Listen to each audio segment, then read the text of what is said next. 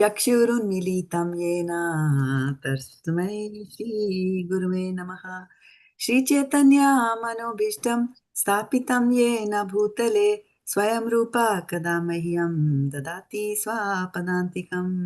Hare Krishna Krishna Krishna Hare Hare, Hare Ram Ram Ram Hare Hare. Thank you so much, dear devotees, for joining us today on a Friday. Fantastic choice, fantastic decision to come here and be with us. And I'm going to start sharing my screen momentarily and then we'll go over. Which chapter of Bhagavad-gita are we reading these days? 9. Chapter 9. And what verse is it for us today? 15. Perfect, for 500 points. Okay.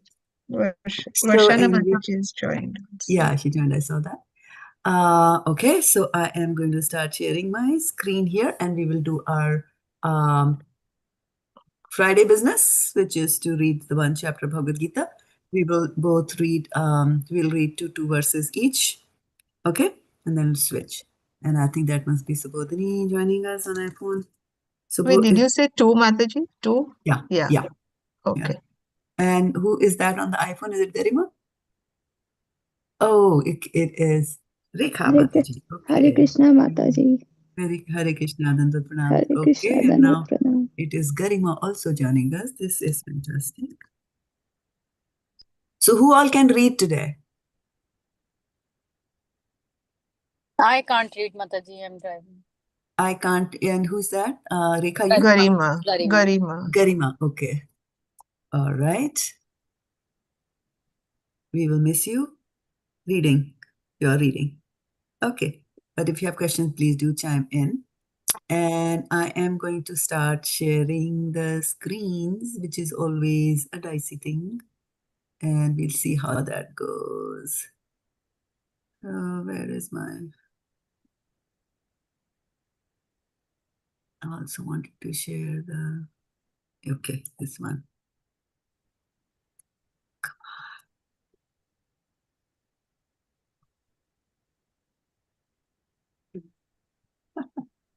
It is giving me grief. Okay, now it's not allowing me to share multiple screens. What is wrong? Okay, I know why I didn't leave that. No, that was my mistake. Sorry. Here we go. Okay, do you see our usual 2 screens there? Not yet, Mataji. Yeah, now Okay. I Now can you see. can see that? Okay. So then in the order of appearance, I have put your names there. And I have squeezed in Vindhyavali Mataji there in case she arrives. Then she will read after Sukumal Radhe Mataji. Mataji, also Sadhana Mataji is trying to join. I just sent her the number to join. Okay. So if you want to add her name. Okay, Surabhi, right? Surabhi Govinda. Okay, there we go. This is fantastic news. She was traveling, yeah, which is good. Must be back now. Okay, so 2 verses each, okay? Should I start, Mataji? Yes, please. Oh, wait. Okay. The most confidential knowledge. The Supreme Personality of Godhead said, "My dear Arjuna, because you are never envious of me, I shall impart to you this most confidential knowledge and realization, knowing which you shall be relieved of the miseries of material existence.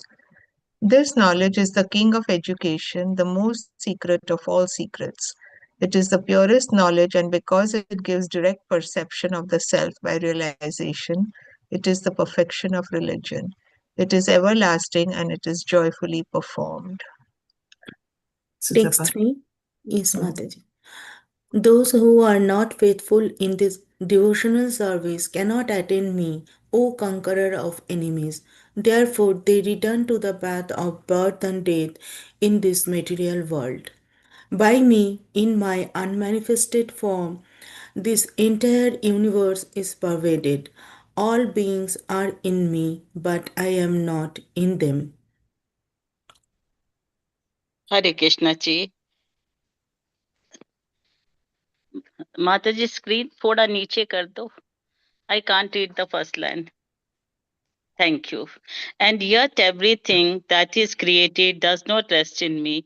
Behold my mystic opulence. Although I am the maintainer of all living entities, and although I am everywhere, I am not a part of this cosmic manifestation. For myself is very source of creation.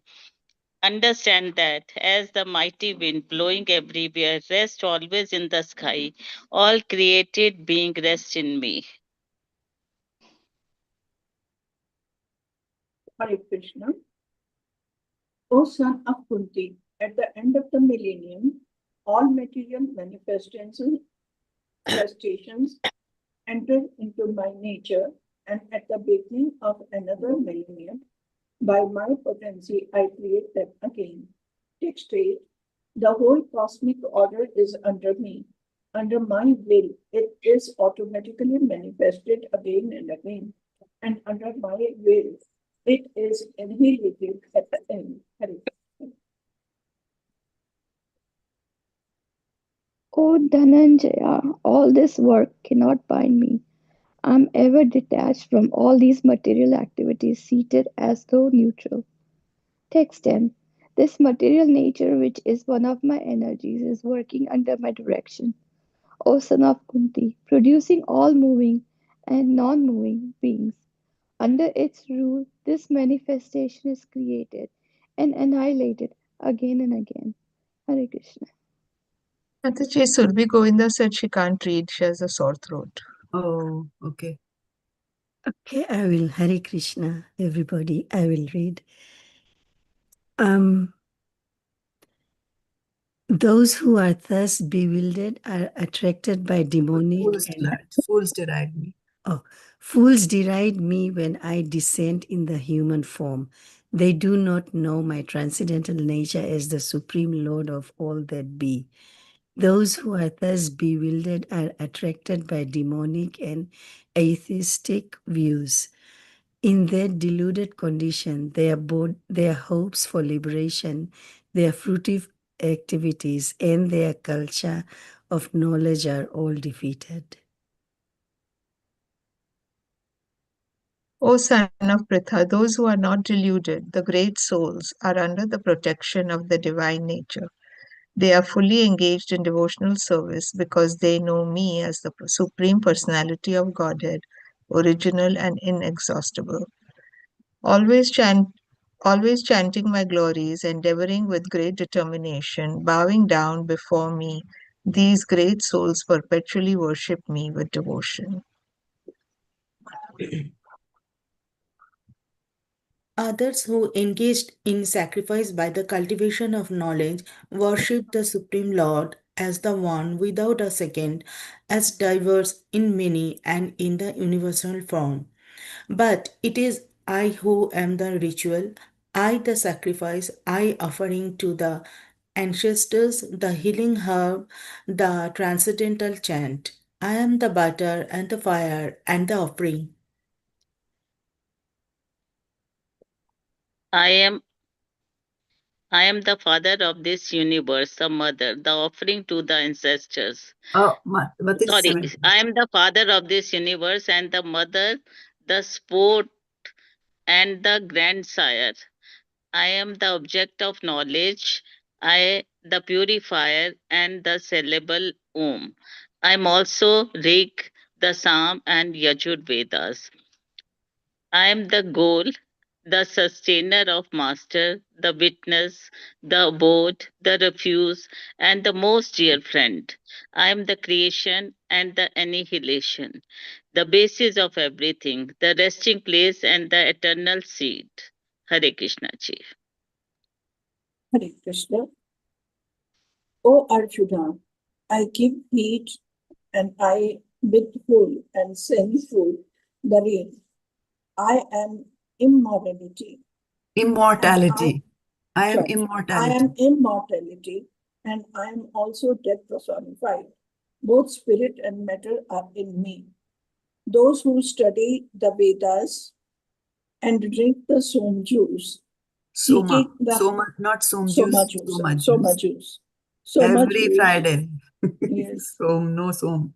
Next Friday, no Som. Soma. So Jews, seeking the heavenly planets, worship me indirectly. Purified of sinful reactions, they take birth on pious heavenly planets of Indra, where they enjoy godly delights. Hare Krishna. When they have thus enjoyed vast heavenly sense pleasure, and the results of their pious activities are exhausted, they return to this mortal planet again. Thus, those who seek sense enjoyment by adhering to the principles of the three Vedas achieve only repeated birth and death. But those who always worship me with the exclusive devotion, meditating on my transcendental form, to them I carry what they lack and I preserve what they have. Those who are devotees of other gods and who worship them with faith actually worship only me, O son of Kunti, but they do so in a wrong way. I am the only enjoyer and master of all sacrifices. Therefore, those who do not recognize my true transcendental nature fall down. Those who worship the demigods will take birth among the demigods. Those who worship the ancestors go to the ancestors. Those who worship ghosts and spirits will take birth among such beings, and those who worship me will live with me. If one offers me with love and devotion a leaf, a flower, a fruit, or water, I will accept it. Hare Krishna ji. Text No, it's 27. Sudhapa's Mataji's turn. Oh, sorry. Whatever you do, whatever you eat, whatever you offer or give away, and whatever austerities you perform, do that, O son of Kunti, as an offering to me. In this way, you will be freed from bondage to work and its auspicious and inauspicious results. With your mind fixed on me in this principle of renunciation, you will be liberated and come to me. Hare Krishna ji. Text 29. I envy no one, nor am I partial to anyone. I am equal to all. But whoever renders service unto me in devotion is a friend, is in me, and I am also a friend to him. Even if one commits the most abominable action, if he is engaged in devotional service, he is to be considered saintly because he is properly situated in his determination. Hare Krishna ji. Hare Krishna. He quickly becomes righteous and attains lasting peace. O son of Kunti, declare it boldly that my devotee never perishes. O son of Pritha, those who take shelter in me, though they be of lower birth, women, Vaishyas, merchants, and Shudras, workers, can attain the supreme destination. Hare Krishna.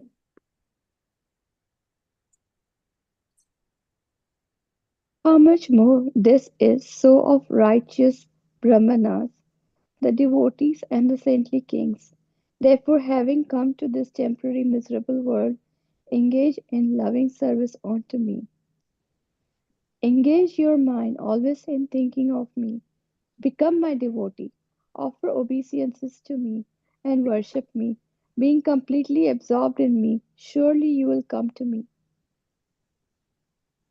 Hare Krishna. Okay, we will also read prayers of Kunti to do a chat, the Bhagavatam chat. Show 1.8.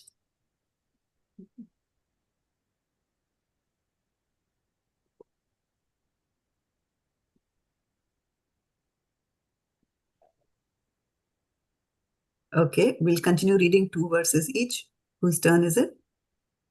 Oh, thank you. Srimati Kunti said, O Krishna, I offer my obeisances unto you because you are the originally personality and are unaffected by the qualities of the material world. You are existing both within and without everything, yet you are invisible to all. Being beyond the range of limited sense perception, you are the eternally irreproachable fact are covered by the curtain of deluding energy. You are invisible to the foolish observer. Exactly as an actor dressed as a player is not recognized. Hare Krishna. You yourself descend to propagate the transcendental science of devotional service unto the hearts of the advanced transcendentalists and mental speculators, who are purified by being able to discriminate between matter and spirit. How then can we women know you perfectly? Let me therefore offer my respectful obeisances unto the Lord, who has become the son of Vasudeva, the pleasure of Devaki, the boy of Nanda, and the other cowherd men of Vrindavan, and the enlivener of the cows and the senses.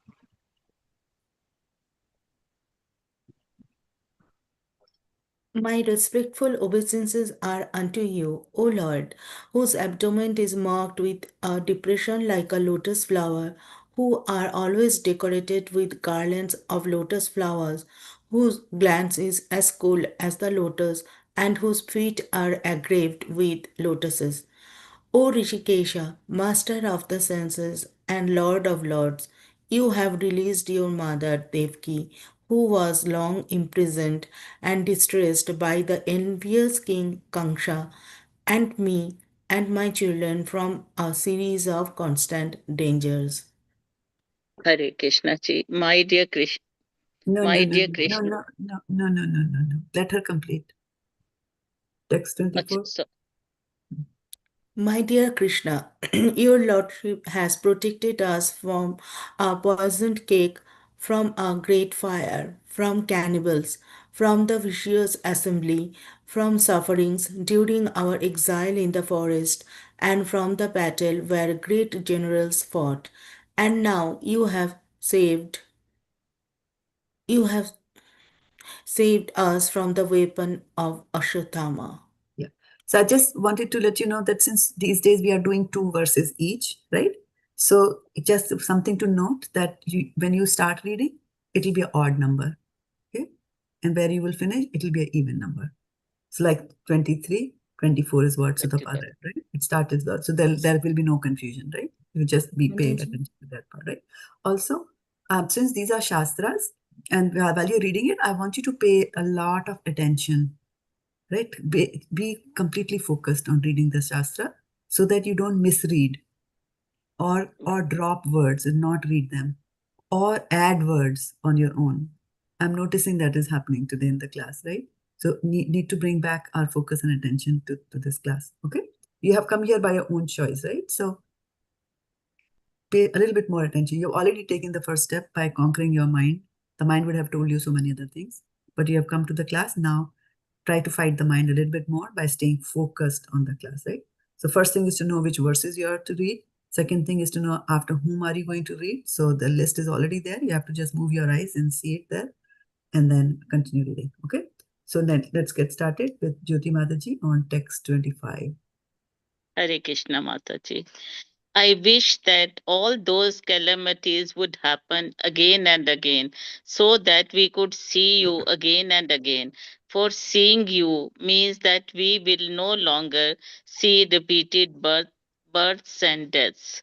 My Lord, your worship can easily be Your approached. lordship, your lordship. My Lord, your Lordship can easily be approached, but only by those who are materially exhausted. One who is on the path of material progress, trying to improve himself with respectable parentage, great opulence, high education, and bodily beauty, cannot approach you with sincere feeling. Hare Krishna ji. Hare Krishna. My obeisances are unto you. Okay, one thing I also observed this thing from two people here today, right? I'm going to take this word because it's a very important word, isn't it? We should know. Obeisances. Yeah. So it is Obeisances. Obeisances. and not obeisance. Not It is not obeisance. obeisance. Yeah. It is not obeisance. There is no I. You look at this word here. There is no I after the S. Yeah, It is obeisances. obeisances and not obeisances, right? Okay? My Okay. obeisances No, are unto obeisances, yeah. My obeisance. obeisances are unto you, who are the property of the material impoverished. You have nothing to do with the actions and reactions of the material modes of nature. You are self-satisfied, and therefore you are the most gentle and are master of the monis. My Lord, I consider your Lordship to be eternal time, the supreme controller, without beginning and end, the all-pervasive one. In distributing your mercy, you are equal to everyone. The dissensions between living beings are due to social intercourse. Hare Krishna.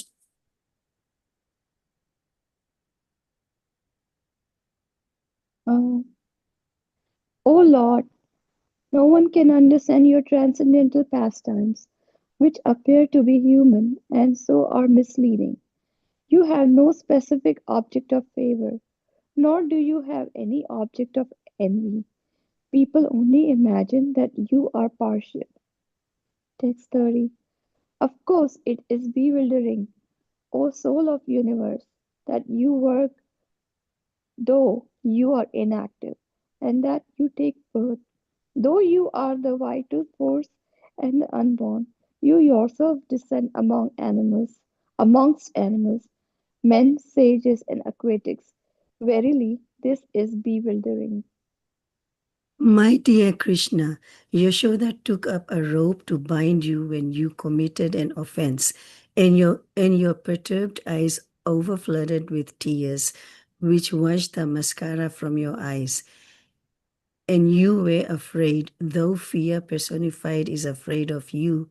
This sight is bewildering to me. Some say that the unborn is born for the glorification of pious kings, and others say that he is born to please King Yadu, one of your dearest devotees. And others say that he is born to please King Yadu, one of your dearest devotees. You appear in his family as sandalwood appears in the Malaya hills. Others say that since both Vasudeva and Devaki prayed for you, you have taken your birth as their son. Undoubtedly, you are unborn, yet you take your birth for their welfare and to kill those who are envious of the demigods. Others say that the world, being overburdened like a boat at sea, is much aggrieved, and that Brahma, who is your son, prayed for you, and so you have appeared to diminish the trouble. And yet others say that you are appeared for the sake of rejuvenating the devotional service of hearing, remembering, worshipping, and so on, in order that the conditioned soul suffering from material pangs might take advantage and gain liberation. O Krishna, those who continuously hear, chant, and repeat your transcendental activities or take pleasure in others doing so certainly see your lotus feet, which alone can stop the repetition of birth and death. Hare Krishna Ji. Oh my Lord, you have executed all duties yourself. Are you leaving us today? Though we are completely dependent on your mercy and have no one else to protect us. Now, when all kings are at enmity with us, as the name as the name and fame of a particular body is finished with the disappearance of the living spirit. Similarly, if you do not look upon us, all our fame and activities, along with Pandavas and Yadus, will end at once. Hare Krishna Ji. Text 39. O Gadadhar Krishna, our kingdom is now being marked by the impressions of your feet, and therefore it appears beautiful. But when you leave, it will be it will no longer be so. Text 40. All these cities and villages are flourishing in all respects because the herbs and grains are in abundance. The trees are full of fruits. The rivers are flowing. The hills are full of minerals and the ocean full of wealth. And this is all due to your glancing over them. Hare Krishna.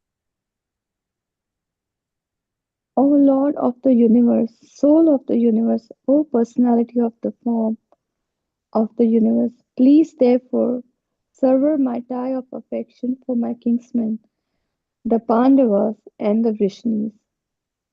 Text 42. Lord of Madhu, as the Ganges forever flows to the sea without hindrance, let my attraction be constantly drawn onto you without being diverted to anyone else. Hare Krishna. O Krishna, O friend of Arjuna, O chief amongst the descendants of Vrishni, you are the destroyer of those political parties which are disturbing elements of this on this earth. Your prowess never deteriorates. You are the proprietor of the transcendental abode, and you descend to relieve the distress of the cows, the brahmanas, and the devotees. You possess all mystic powers, and you are the preceptor of the entire universe. You are the Almighty God, and I offer you my respectful obeisances. Sutta Goswami said, the Lord, thus hearing the prayers of Kunti Devi, composed in choice words for his glorification, mildly smiled. Their smile was as enchanting as his mystic power. Hare Krishna. Hare Krishna. Okay, thank you so much for reading. Anything, what do you remember from Queen Kunti's prayers? She It wants says to that. get. Okay. Go ahead, Mataji. You can raise your hand also so that I'll know the order in which Okay, yeah. She wants to get detached from the Pandavas, the Vrishnis, and everyone, so she can devote her whole time to Krishna. Good. Mother Sangini, go ahead. She says she wants to keep on having disasters. Yeah, so that she can always remember Krishna. Okay. Very tough lady, right?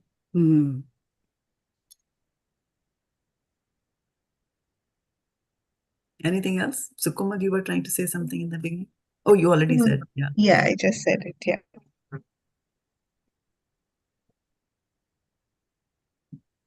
There were at least 22 verses. Mataji, Hare Krishna. Mataji, she said that during the calamities, you are always with me. Now you are going away, and all the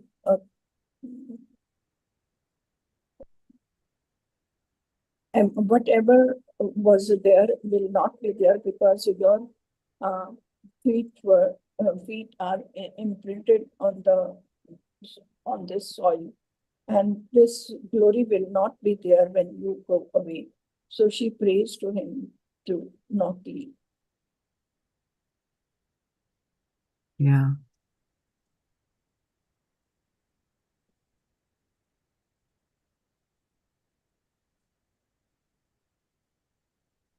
Okay. And she was also praying that she should be constantly drawn to Krishna without deviating her mind.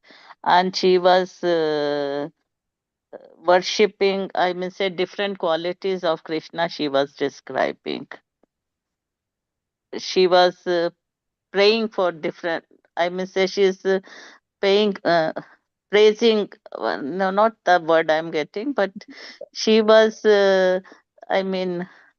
glorifying different qualities of Krishna. She was giving importance to those qualities. Like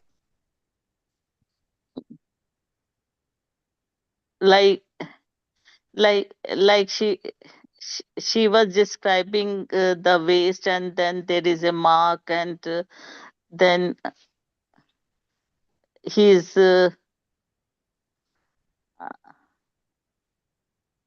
I really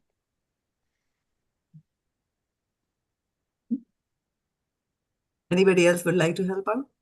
Yes, Mataji. Mataji is trying to say that how, for the pleasure of the devotees, he took birth like in wearing the. garlands and Kustabhu mark on the navel. What was the thing about garland?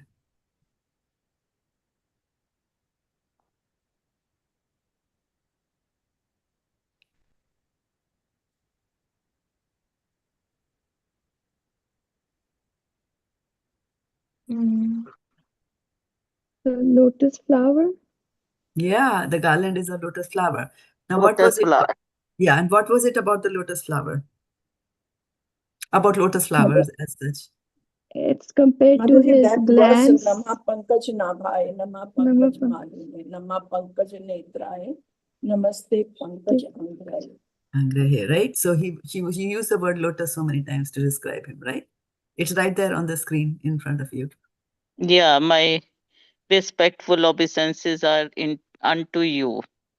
Right. O Lord, whose abdomen is marked with depression like a lotus flower, who are always decorated with garlands of lotus flower, whose glance is as cool as the lotus, and whose feet are engraved with lotuses.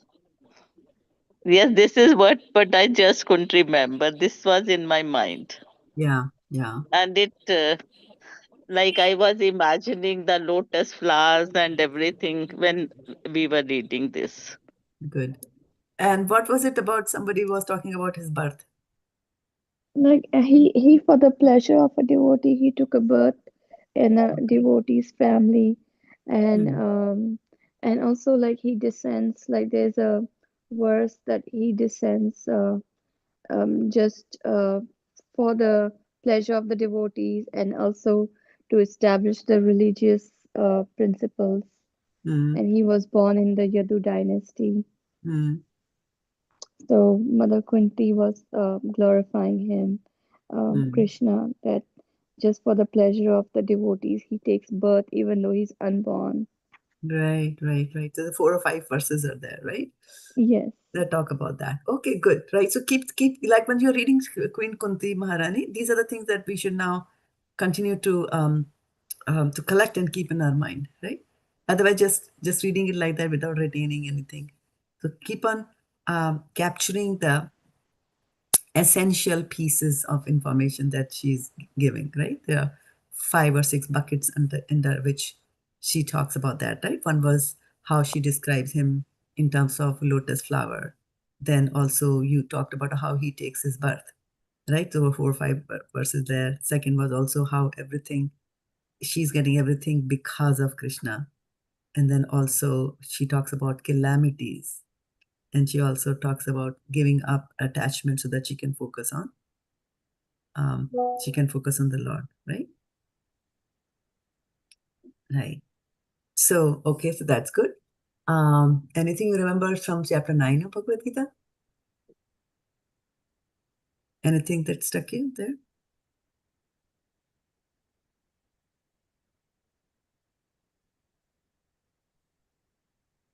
If someone was to meet you in the street corner and ask you, what is there in chapter 9 of Bhagavad-gita? What are you going to tell them? That Krishna is imparting to Arjun the most confidential knowledge because he is his friend. Okay, But good. that, This chapter is about confidential knowledge, okay? Yeah. And giving it to his friend, okay? Was there a specific quality of Arjuna because of which he wanted to impart him this confidential knowledge? He was submissive? No, because he was his friend. No, because of his exclusive devotion.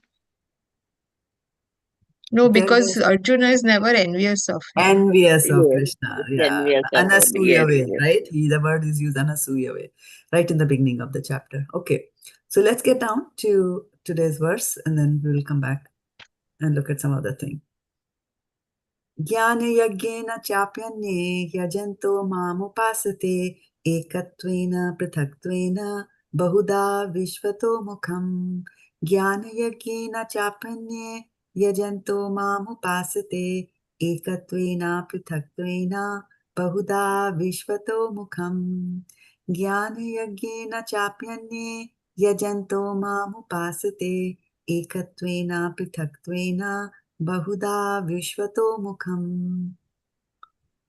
Synonyms: jñāna-yajñena, by cultivation of knowledge.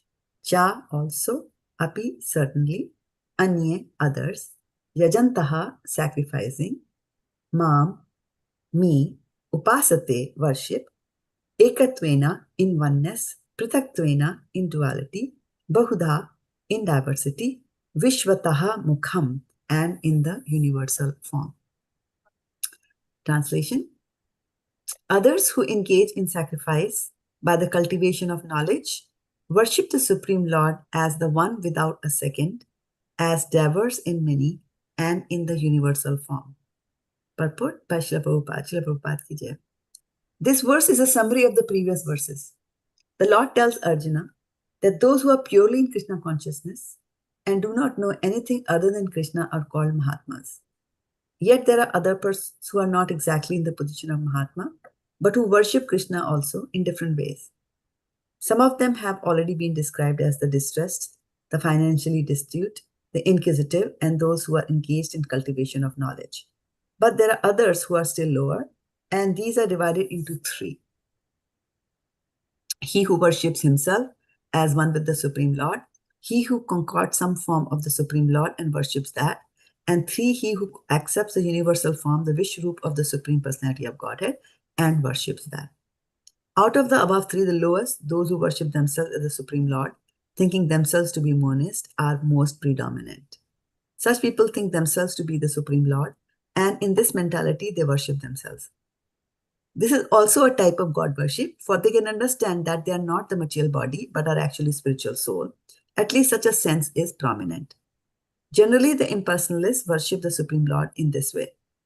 The second class includes the worshippers of the demigods, those who by imagination consider any form to be the form of the Lord.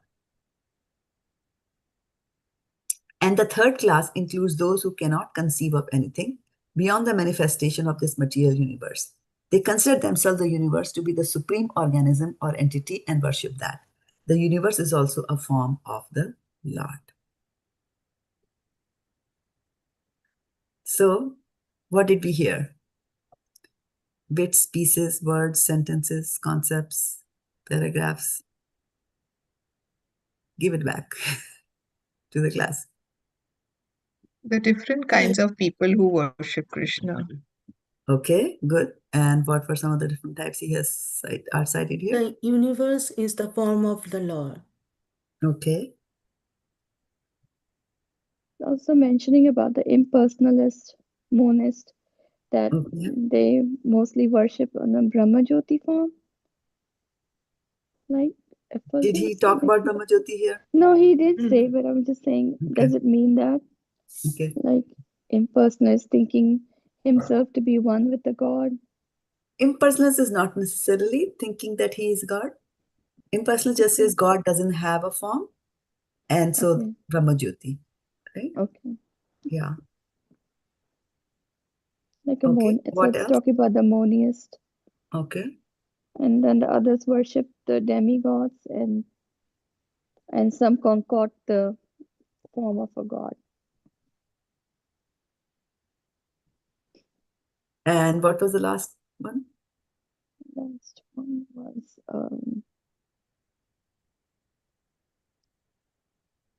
they consider universe to be the supreme. And universe as a form of a Lord, like Vishvaru. They consider the universe to be the supreme organism or entity and worship that. Here it says that, right? Yeah. So 3 he's talking about. Okay. So let us look at the whole chapter. Okay. We look at the whole chapter and then to get our bearings. Okay. This is the most confidential knowledge, right? So there will be some elements of intrigue as we read this. Okay. So jñāna-yajñena cāpy yajanto upāsate ekatvena pṛthaktvena bahudhā viśvato-mukham. So that's what he's saying in this verse, right? Now, here the Supreme Personality of Godhead was telling Arjuna, I'm telling you this because you're non-envious and, I've created this world, I sustain it, all that kind of stuff, right? Now, starting from 11, okay? In 11, what does 11 say? Whose turn is it to read? I think mine. Okay, then give us this 11. Fools deride me when I descend in the human form. They do not know my transcendental nature as the Supreme Lord of all that be. All that be, right? So what is, how is Krishna calling them? Fools. Fools. Okay. And so what is their thinking? What is the thinking of the fool? That when Krishna comes in the human form, they don't accept him as Krishna, like as the Lord. They don't accept him as a Lord, right? And Prabhupada, avajananti māmuda manushim tanam ashritam param bhavam ajananto mama bhutam eshwaram. Right? Fools deride me. We just said that here, right? And I'm just trying to look up over here what Prabhupada says in this, or he says somewhere else there.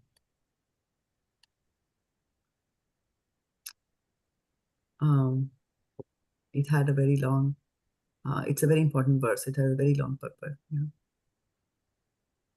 Right? Yeah. Some of those who derived Krishna and who are infected with Mayavadi philosophy quote the following verse from the Srimad Bhagavatam to prove that Krishna is just an ordinary man. Aham sarveshu bhuteshu bhutatma vasthitah sada. The Supreme is present in every living entity. We should better take note of this particular verse from the Vaishnava Acharyas like Jiva Goswami and Vishnu Chakravarti Thakur. And instead of following the interpretation of unauthorized persons who derived Krishna, Jiva Goswami, commenting on this verse, says that Krishna, in his plenary expansion as Paramatma, is situated in the moving and non-moving entities as the super soul. So any neophyte devotee who simply gives his attention to the Archamurti, the form of the Supreme Lord in the temple, and does not respect other living entities is uselessly worshipping the form of the Lord in the temple. Right? Okay. Then he talks about the various kinds of worship. And so here what he's calling them as the fools, right? What the fools say, and he doesn't say it here, but as Prabhupada says, that the fools will say when Krishna, that he is, right? Krishna is not an ordinary man, although he appeared on this earth as an ordinary human being. In Srimad Bhagavatam, it says that, right? But these mudhas, or these foolish people, they are think that this Krishna that you're seeing is not Krishna. The Krishna that came here 5,000 years ago had a material body. This is what they say, right? So say, but there is God, right? There is God. They agree. But they just deride this form of God that came 5,000 years ago. And then they say that you should not be worshipping this Krishna standing in front of you. You should be worshipping the Krishna within. So almost like how we are, right? We are a body, and then there is a soul within. Similarly, they are saying Krishna has a material body, and then there is a Krishna within it. So it's that Krishna that you should go after, right? So why does Krishna have a material body? So they say that although Krishna is there as a god, but under the influence of Maya, he has taken this material form. So if you say that Krishna has taken the material form under the influence of Maya, this means that Maya is very strong, and then Maya can even influence Krishna. Do you agree? Yes. No. Right? No, Mataji, I agree with the point in the sense that we are thinking this way. Correct. They are thinking, not we. Yeah. They are thinking, right? So these people who are saying that there is Krishna, God, he's supreme and all that, but the one that came 5,000 years ago had a material body under the influence of Maya. So Maya gave him the material body. So if Maya is capable of giving Krishna a material body, this means Maya is stronger than Krishna.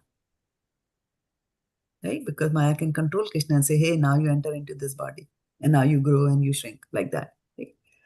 So that is why those people who think like that are called Mayavadis. And so Mayavadi is the worst kind of concept that you will have.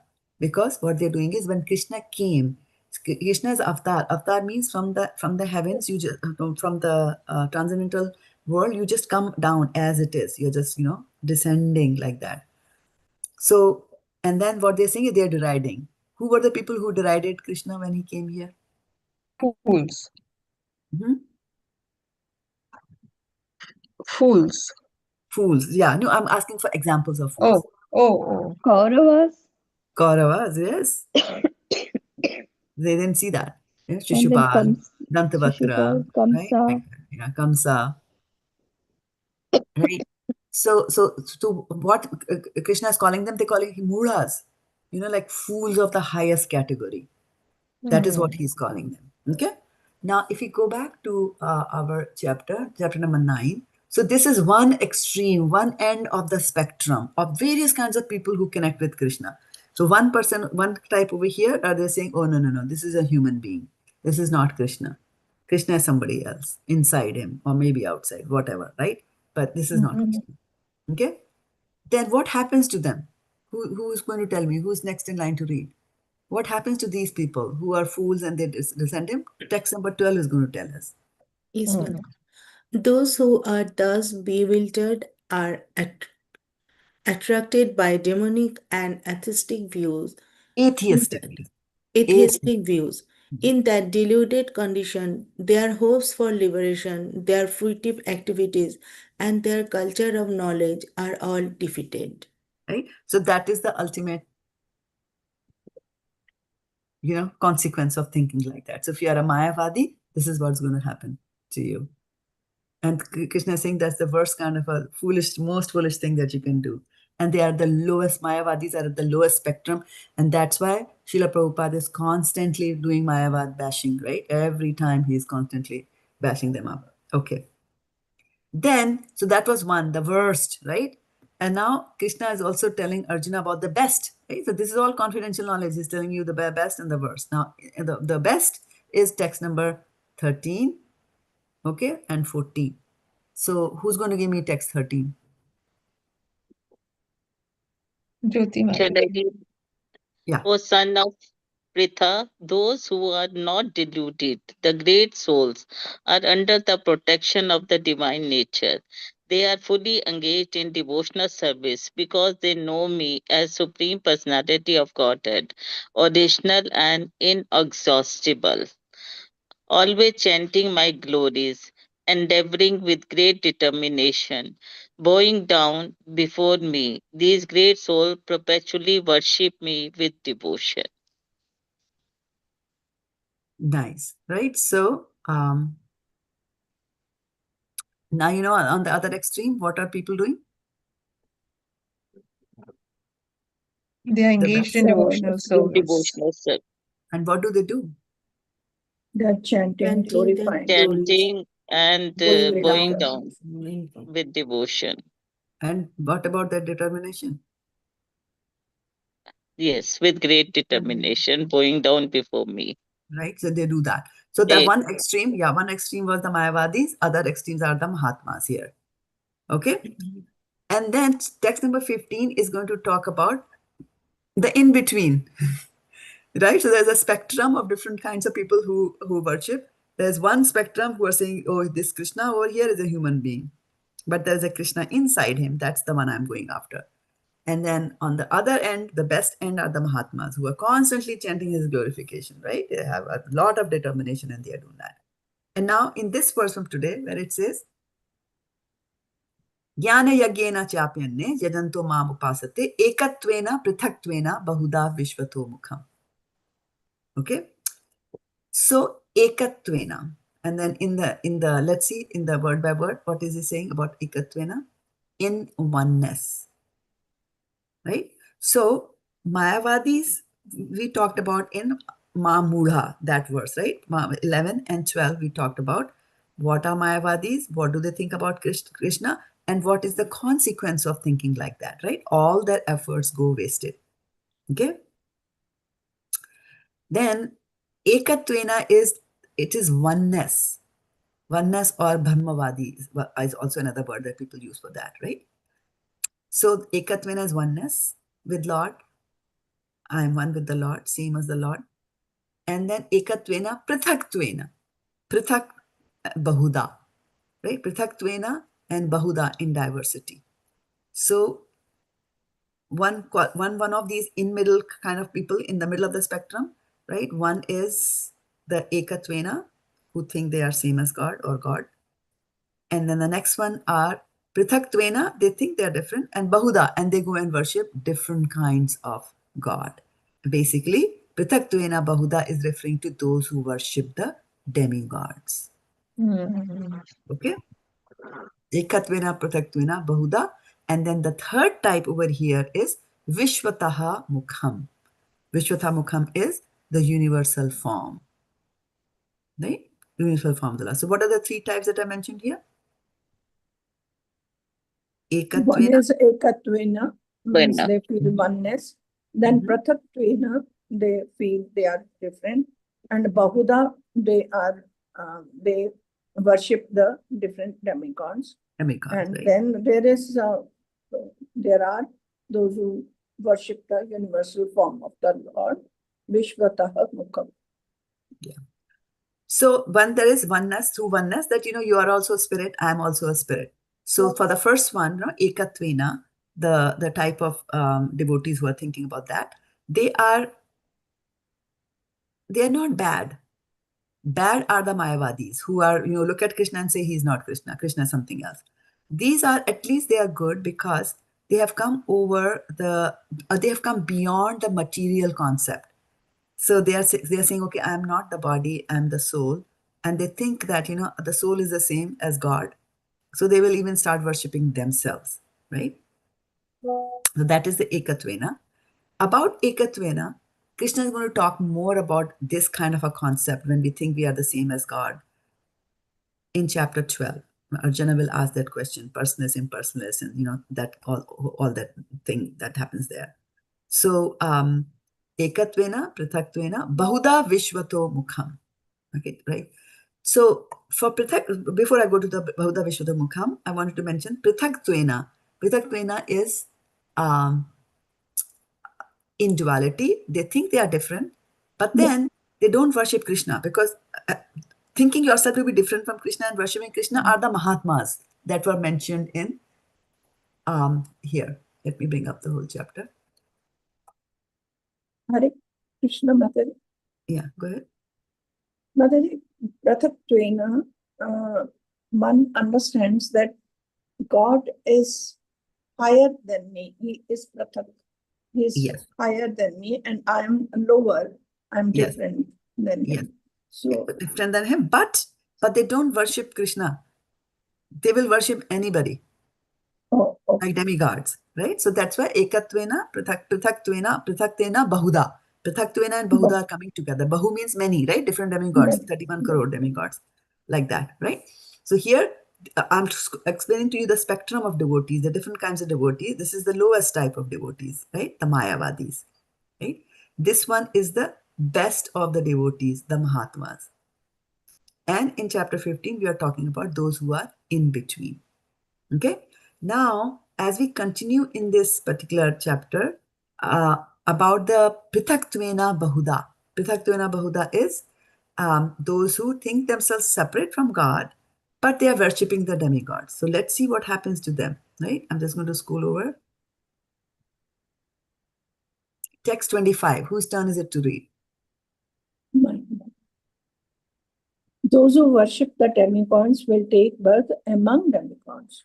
Those who worship the ancestors go to the ancestors. Those who worship ghosts and spirits will take birth among such beings. And those who worship me will live with me. Me, right? So you see this particular verse over here, up until this part, right, is talking about the bahudhā. Bahu means many. So many different types of demigods, many types you worship, right? So this is talking about the bahudhā. And what is this one? Which verse is this one related to? To those who worship me will live with me. Where are these people described? Mahatma? Yes, Mahatma. Correct, for 500 points, right? Last time we talked about that, right? Yatanta. This was always chanting my glories, endeavoring with great determination, bowing down before me. These great souls perpetually worship with me devotion. And what's going to happen to them? That particular verse is telling in Kirtan in 25, he's saying, and those who worship me will live with me. Right? So this is what the good is going to happen, right? And then he's talking about devotional service here. How simple devotional service is, right? This is a very famous verse. Offering him with love and devotion a feast, whatever you eat, right? Whatever you offer, do it as an offering to me. You will be freed from bondage of work. You will be liberated. You will come to me. So on he goes there, right? And I'm not partial to anyone. So he's saying, well, I'm not partial to anyone, but I'm equal to all, which basically means that I'm already telling you the rules. You decided to worship the demigods, you go to the demigods. You decided to worship to me, you will come to me. There is no partiality over there, right? The rules are set and they are followed. Okay. But Mataji, in one of the verses, he says that, but even though you worship demigods, they are they are worshipping me only. Mm-hmm. But in So the wrong way. No, He also says, avidhi purvakam, right? He says, he uses the word. They do so in the wrong way. Wrong way. but Hare Krishna Mataji. Mataji, in one of the verses, not here, I have read Mataji that he says, what was I saying, Mataji? Partial, demigod worship, equal. Those who worship the demigods, though they do it in a wrong way, but you do not worship them, but you respect them. Respecting is different thing. Different. Yes. Worship and respecting is different, right? We respect so many people, right? And so why should we respect demigods? Because they are the devotees of the Lord. They are Correct. Vaishnavas. Correct, right? Yeah. Yeah. Okay. Thank you. Yeah. So now he's talking about devotional service. So continuing on with the Mahatma, right? The verses 13 and 14, where he's talking about the Mahatmas. So he's saying, so quality, look at that. Even if quality of devotional service, even if it commits the most abominable action, he's engaged in devotional service.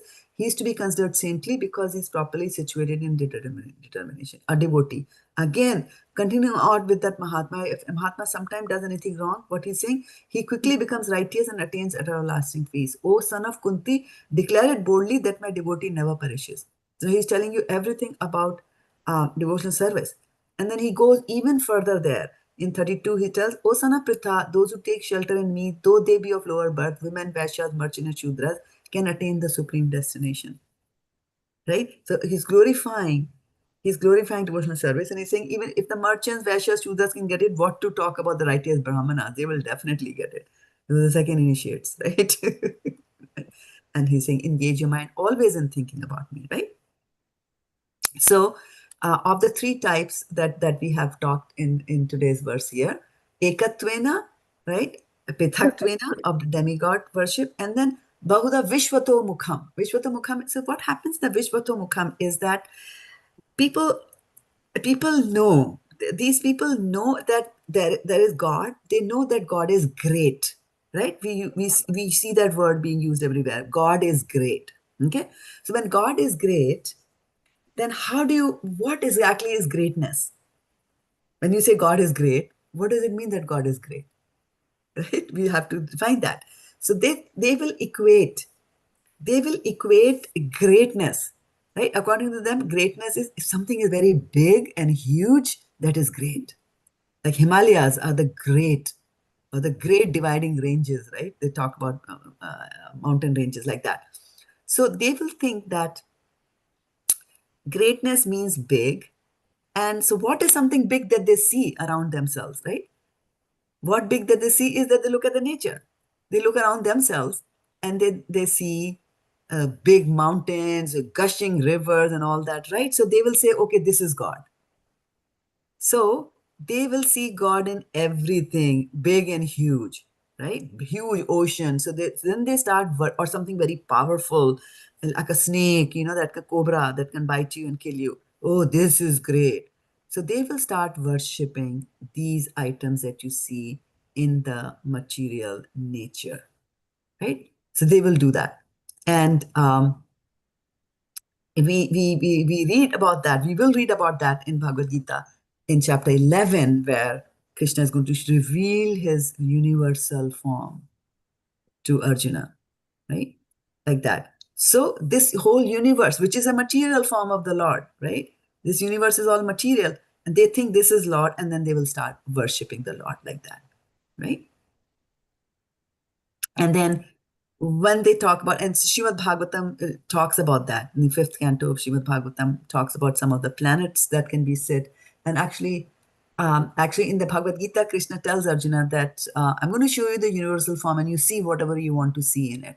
So different people will also focus on different parts of the universe. For example, in one section of the Srimad Bhagavatam, I think it's canto 2nd itself. Let me bring that up here. Second canto, in the very first chapter of second canto, is the first step in God realization. And in the first step of God realization, they describe the universal form of the Lord. And they will say the trees are like the hair on his body, and so that is one view of the universal form of the Lord. The rivers are the veins, like that. So they will describe that. I think it's somewhere 20-25 verse onward. The gigantic universal form of the personality of Godhead within the body of the universe cell, which is covered by 7-fold material, is subject for Virat. Another universal form, the Sanskrit for that is Virat Ru. Okay. Then they will say, so that is one way of looking at the Mother Nature and creating a picture or a form of the Lord by taking up trees and rivers and mountains and so on and so forth. That's one way of looking at it. Another way of looking at the universe again is not these things, but looking at the people in it, which is the Brahmanas, the Vaishyas, the Shudras. So there they will say, oh, the Shudras make up the sole of the feet of the Lord. And then the Brahmanas are the forehead, Kshatriyas are the arms. So that is also another way of looking at the nature and trying to find something about the God there. A third way is looking at the universal form of the Lord is to look at the planets. And from that planets, you create a form of the Lord. And that is in the 5th canto of Srimad Bhagavatam. But I think, yeah, I had saved a picture for you here. See here, you see this one, this dolphin you see over here? Yeah. Right?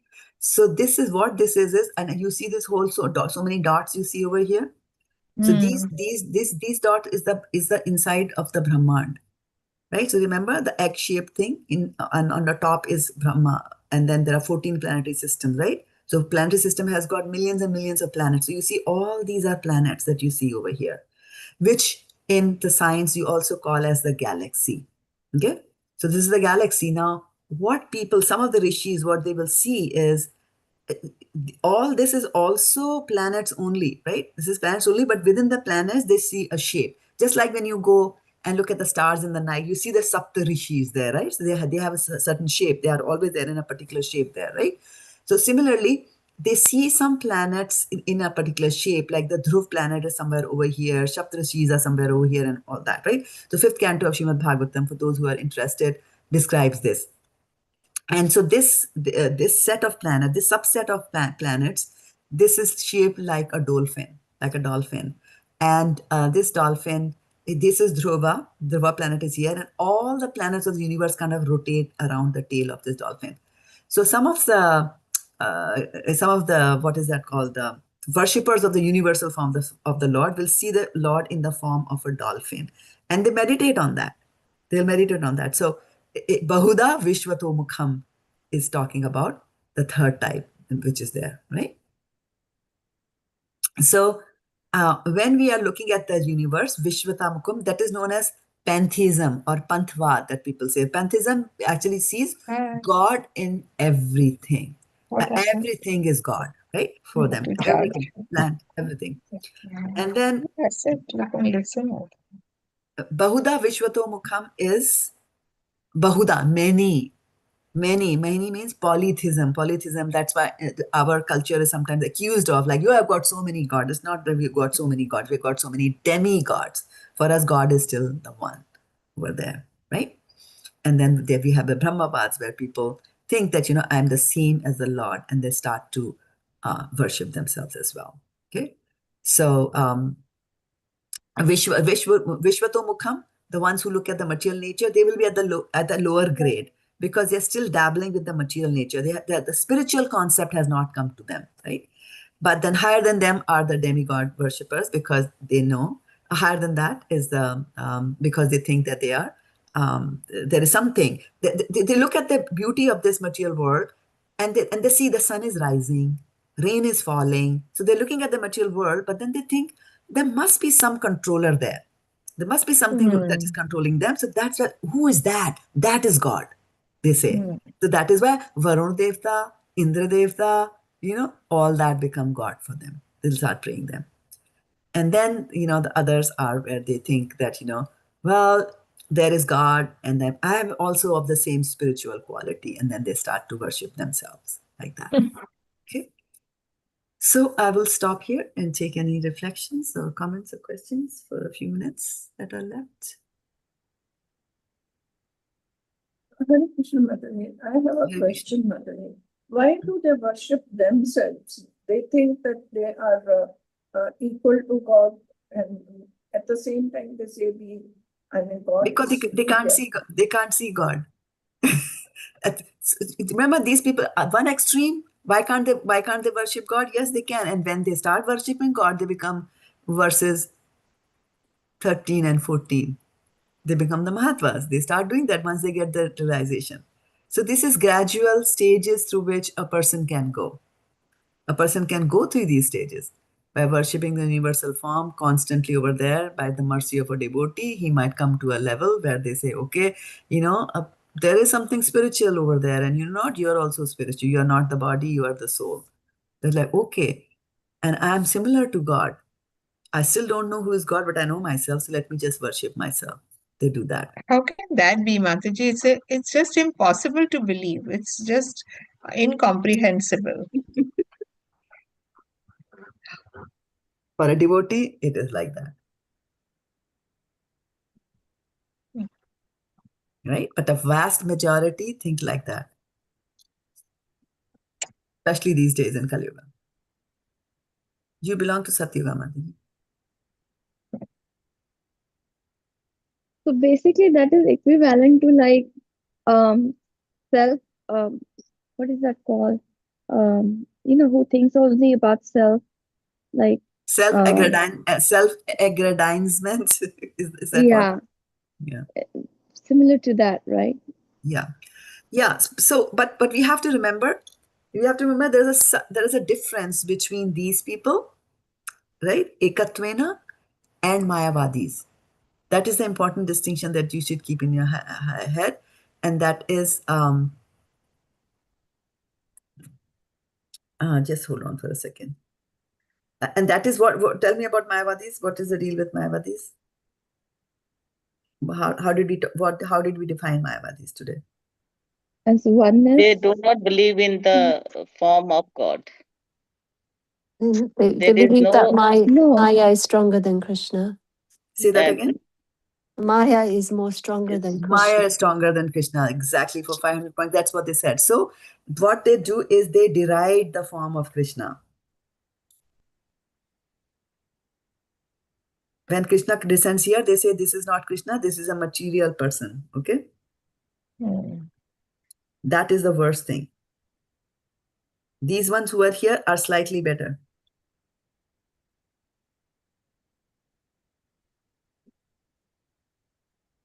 They're just better because they're trying to find Krishna in some form. Yes. They don't know it's Krishna yet, Yes. but they're looking, and Yes. they're looking at it from a visible eyes, either at the sky or the nature or something. Haven't got to the faith where God is greater than what they can see. Yeah. Is that correct understanding? Yes, correct understanding. Yeah. So again, you have to remember that we are in various, all these people are in various, remember I was saying that there is a spectrum, right? At the lowest are the Mayavadis, the highest are the Mahatmas, and in between there are people. Like just as we are, I'm chanting 1 round, I'm chanting 16 rounds, I'm chanting 64. Right? So the people will be at various steps in the ladder, which is going to connect them to the Lord. I have a question about the term Mahatma, Like today we've described it as people with devotion to Krishna. That's but generally in street talk in our world, Mahatmas are very evolved, devotees, very, yet we're classifying all of us. Yet there's a lot of distinctions, right? Uttama, and there's the whole scale. Is this a relevant question? I don't know. It is a relevant question, and we talked about that in that class last time. Oh, sorry. And yes. No. And we had mentioned there that the word Mahatma is used very loosely. Like, for example, even for a person who is a social worker, so when the social worker, he died, and then on his death, you are giving a speech and say, "Wo to Mahatma the." Not necessarily. So according to that verse, they are saying the word Mahatma is there. And we had picked up one of the verses from Srimad Bhagavatam 5th canto, where Rishabh-dev is teaching his sons. And where there was a mention of the word Mahatma as well. Let me bring this up. Am I sharing my screen or did I stop sharing? Stop sharing. Stop sharing that. Okay. Yeah. So let me share the screen. It's P5. I think 1.2 is there. Mahatma. Can you see that? Yeah. Okay. No, not this one. Let me go back here. Oh, 5.5.1. Sorry. 5.5.2. I brought in the wrong. 5 is where the teaching. See, Mahat Sevam Dwaram Ahur Mumakte. Yeah. Tamo Dwaram Yositam Sangi Sangam Mahantaste Samachitta Prashanta Vimanyava Shruhida Sadhavove. And in the description of this, in the translation, who's going to read the translation? Whose turn is it? Okay, go ahead. One can attain the path of liberation from material bondage only by rendering service to highly advanced spiritual personalities. These personalities are impersonalists and devotees. Whether one wants to merge into the Lord's existence or wants to associate with the personality of Godhead, one should render service to Mahatmas. For those who are not interested in such activities, who associate with people fond of women and sex, the path to hell is wide open. The Mahatmas are equipoised. They do not see any difference between one living entity and another. They are very peaceful and are fully engaged in devotional service. They are devoid of anger and they work for the benefit of everyone. They do not behave in any abominable way. Such people are known as Mahatmas. Mahatmas, right? Yeah, so in our scripture, they are defined very differently. This is 5. Right? Satatam yajanto. Yeah, they say Satatam always, right? Always doing that. So not some of the time I'm doing this, some of the time I also indulge in other activities, not like that. Satatam always. Yeah. And we use it very loosely. Very loosely, yeah. Mahan Atma. Okay, any other comments or observation?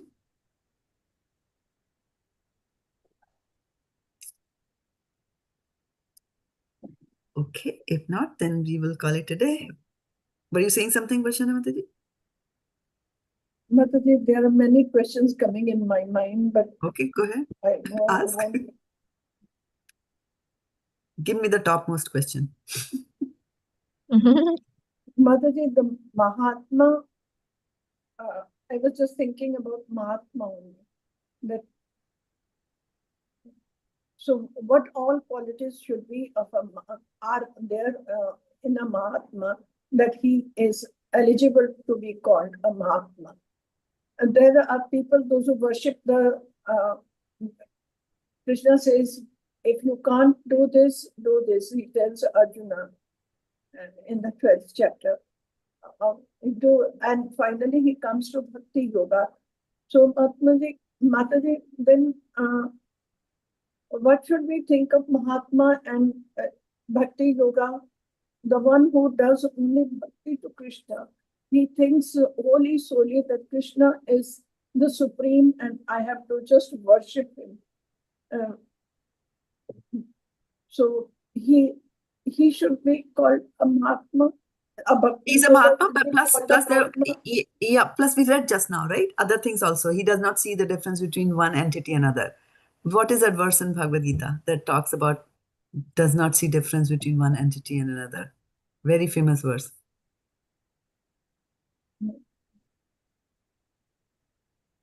Vidya vinaya sampanne brahmane gavi hastini shuni chaiva pakecha pandita samavdarshana. Right? Because they see everybody as the same. Right? That is a Mahatma. Then again, they are devoid of anger. They do not associate with women. Right? Shraddha-devi's teachings and as well as this one, right?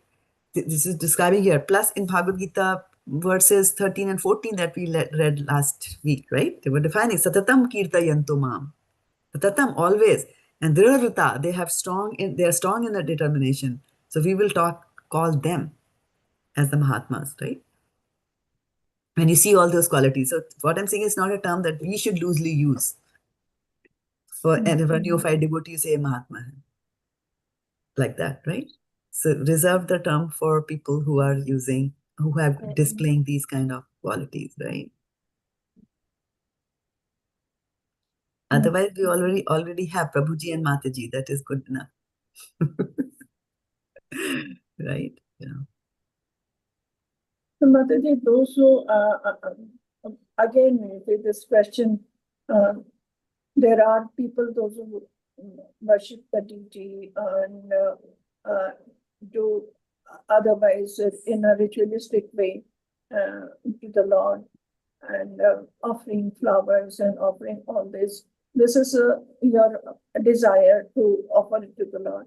But one who sits down and meditates on Krishna and thinks, sometimes, Madhuri, when I'm offering a lamp to the Lord, my hands stop, Madhuri, and I keep looking at him, and I feel that this is the best thing I can see. He himself has so much light. What is there? I'm offering the lamp to him. I'm no one to offer water or lamp or anything. He himself is equipped with everything.